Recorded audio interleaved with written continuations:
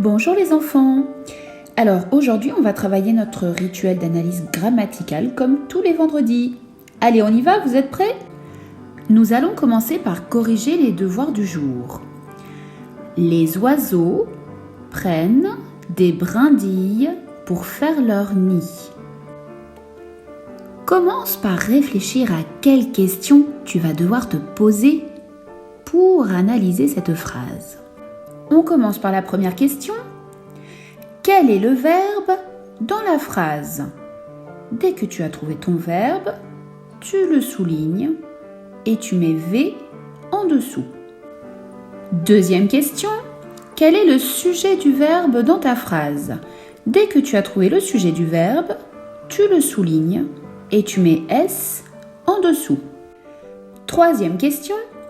Quel est le verbe à l'infinitif?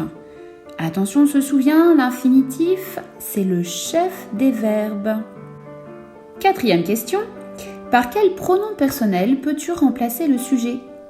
Tu te souviens, le pronom personnel, c'est il, elle au singulier ou il avec un S, elle avec un S au pluriel. Allez, c'est parti pour la correction.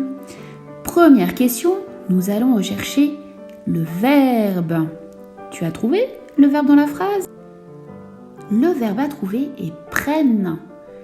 En effet, je peux le trouver en conjuguant ce verbe ou je peux aussi utiliser la méthode des lunettes. Les oiseaux ne prennent pas des brindilles pour faire leur nid. Ne pas encadre le verbe prennent. Le sujet de verbe est les oiseaux. En effet, ce sont les oiseaux qui font l'action. Je peux aussi, pour trouver le sujet, poser la question « Qui prennent des brindilles pour faire leur nid ?»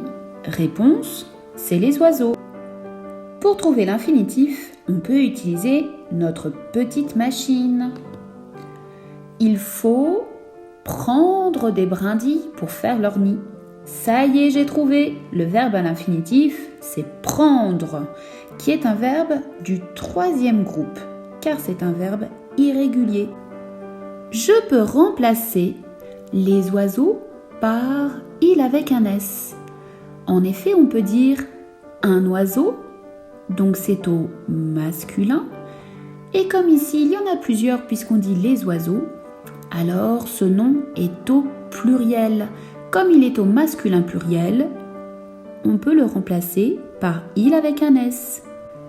Je sais que tu adores faire ce rituel, alors voici une petite phrase supplémentaire.